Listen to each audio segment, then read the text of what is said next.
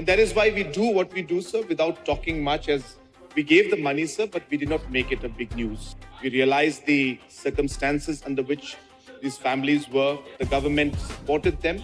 And as I said, under the CMSG, without making any noise about it, without going to the public, without, having a social media, Insta reel or something on it, we quietly helped them because we believe that our actions are more important than making a news out of it. Maybe that's why Honorable Member, as well as the media houses, did not come to hear about it. But let me assure you, sir, we are here to help our people in whatever way possible. And we ensure that wherever we can. Sometimes it's not possible because the circumstances are quite complicated, where government coming in would, again, as a set precedence in the future. We have to balance it.